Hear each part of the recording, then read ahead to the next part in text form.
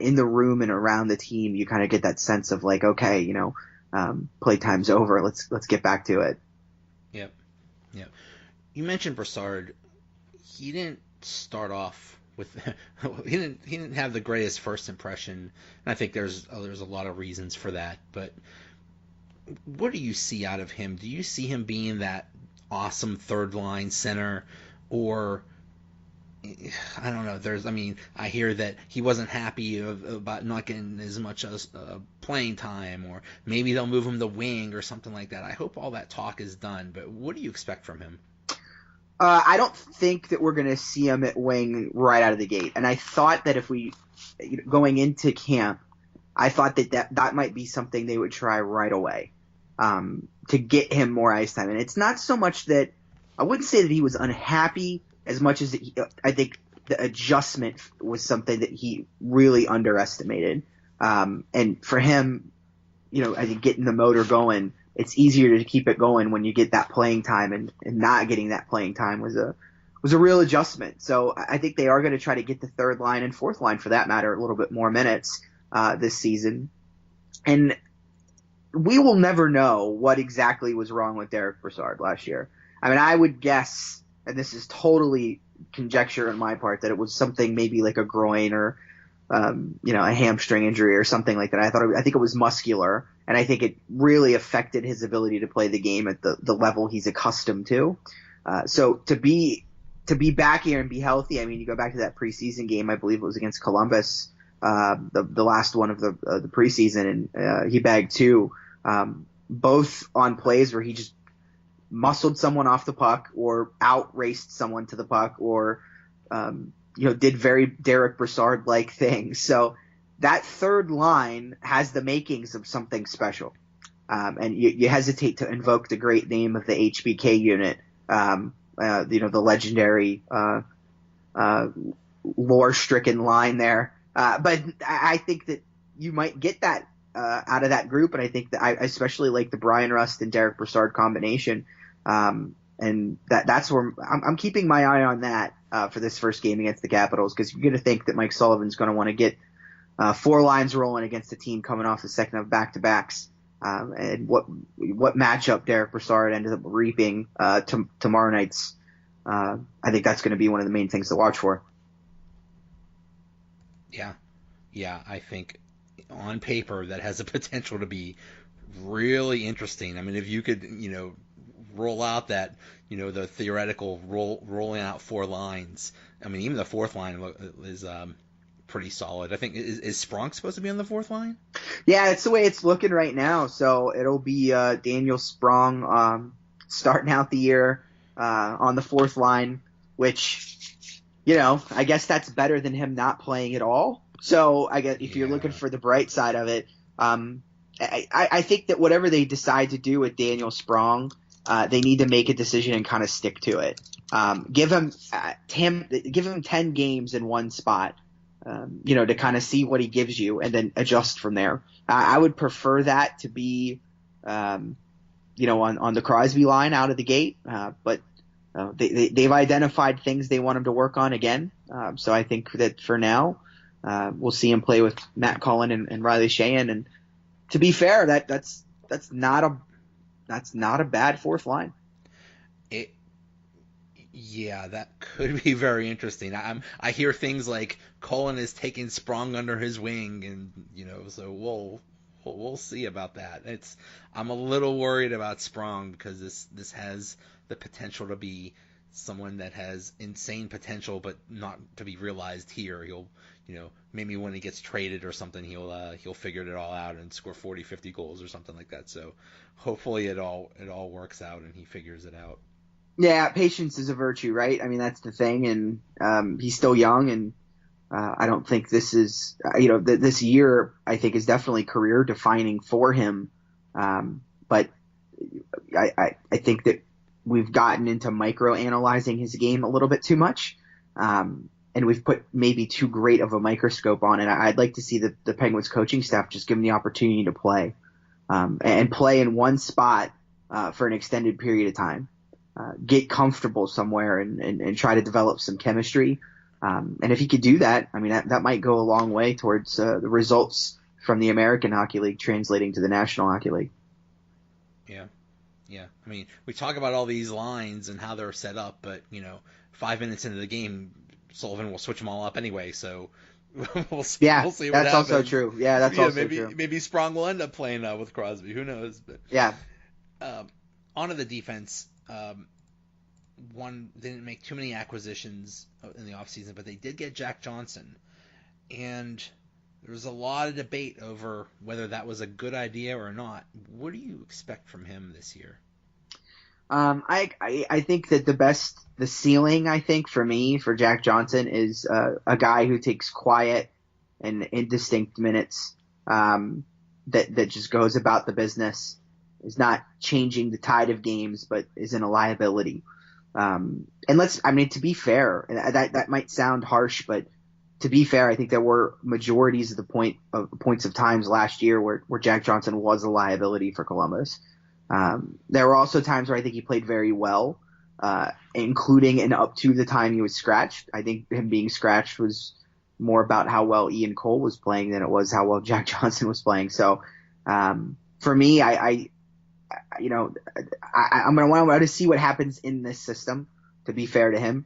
I think watching him in this environment playing along with some forwards who are pretty talented at carrying the puck in their own right, creates a different element for him. So my close eye on those first 10 games just to see how he settles in. The Penguins have that track record of knowing how to deploy defensemen that were struggling somewhere else. And until it doesn't work out, I'm willing to at least give it a shot. I think they've at least earned that much from us, I think, at this point. They say in baseball that for the Pirates, Ray Searage is this great guru that takes pitchers and makes them great or whatever. But really, the real guru is I don't know if it's Gonchar or who's the coach? Jacques Martin. Jacques Martin. Yeah, I don't know what's going on, but they were batting 1,000 with Justin Schultz, Alexiak. So yeah, they could take defensemen that may have had problems somewhere else and just turn them into gold. I think Jack Johnson's going to do just fine with the Penguins. It's a whole different level of expectations. I think with Columbus, he was asked to be like one of the leaders and one of the main people, and here he's just being asked to be a guy. There's no he doesn't have to do any leadership. Penguins have that taken care of. So, there's not a whole lot of expectations. I'm not sure whether he's going to be very good offensively, but maybe that's not what they need. Maybe they just need somebody that's solid defensively. Yeah, somebody that's solid defensively and can make a 5 or 10 foot pass. I mean, I think that's really it. You're not looking him to carry the burden of the offense on his shoulders or kickstart the breakout by himself. If he could just complement it, I think that'd be fine. So one thing you can say about Jack Johnson, well, a lot of analytics have not been kind to him. One that has been is his ability to exit his own zone with possession of the puck and make a good first pass out of the defensive end. There's been times where the Penguins could really use something like that. They have a tendency to go into panic mode occasionally, I think, and make a few blind whacks at the puck off the wall to hope somebody's there to get it. So if Jack Johnson can bring even just that to this team, that's going to be fine. And I'll be honest, I know a lot of people were upset about the term of the contract they signed him to, but in all honesty, I don't think there's any chance he finishes out this whole deal here. And I think that Jim Rutherford knew that going in, and I think Jim Rutherford offered him 5 years because he wasn't going to get that anywhere else. And while he could have made more salary-wise elsewhere, I think the term is what talked him into Pittsburgh. And I think that with that expansion draft in Seattle, potentially looming, 2 years down the line, I think he's a player that'd be ripe for the picking for that. And I think the Penguins know that. And I would caution people as to judging this deal off that term for that reason alone. Yeah. Another person on the defense, basically, I don't know, maybe the most important person on the whole team, Chris Letang. You wrote an article that you're very high on him having a huge bounce back year. How do you think he's going to do? Well, So I think you got to acknowledge the fact that he had a full summer to train the way he's used to training, which is something that was not afforded to him as a result of his neck surgery. And I think that extra time to prepare, is a big part of it. He said when he returned to camp this year that he underestimated how much fatigue impacted him personally. And we just know that there's a better player in there, right? I mean, we've seen it. That performance from Letang last year is the anomaly, in the total scope of his career. Add in that the fact that analytically he was just grossly unlucky last year. Really was. I mean, there's some things that hockey players can't control. And a lot of those things that were out of Letang's control last year didn't go his way. So regression being, a thing statistically, I think that some of the bad luck he experienced is going to normalize. And I think if you combine that with him refining his own game and getting back to the form we're used to seeing out of him, it stands to reason that, the data says he's due for a rebound.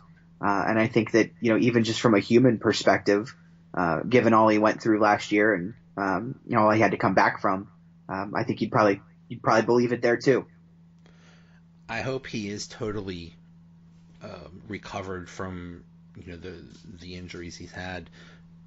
And I'm also interested to see, I heard one of the reasons they got Jack Johnson was to reduce the minutes for Chris Letang. So let's see if that actually happens. Let's see if they'll just give everybody else, higher minutes and give Letang a little bit lower minutes and maybe make him better that way.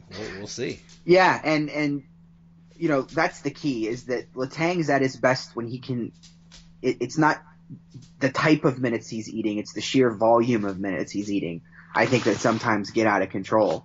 And traditionally speaking, over the course of the last year or so, for the Penguins anyway, their third defensive pairing has been sheltered. It's been babysat.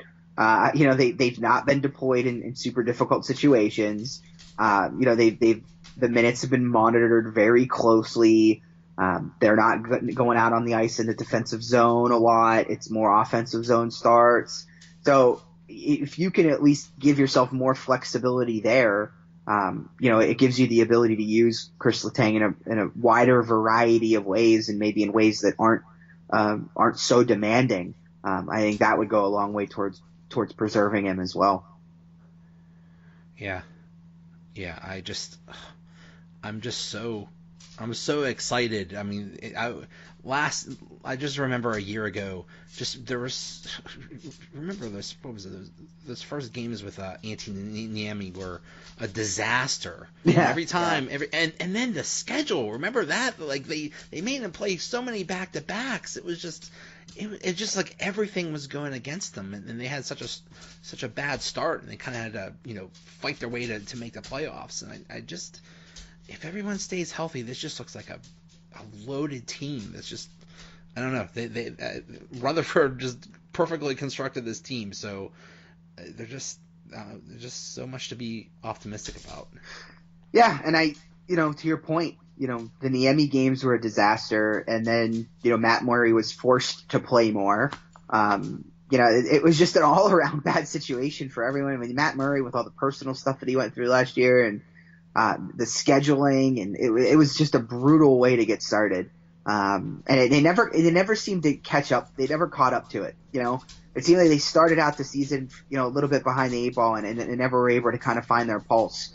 And there were times where they would catch it and go on a little bit of a win streak, and certain players would start clicking at the same time, and then something would happen.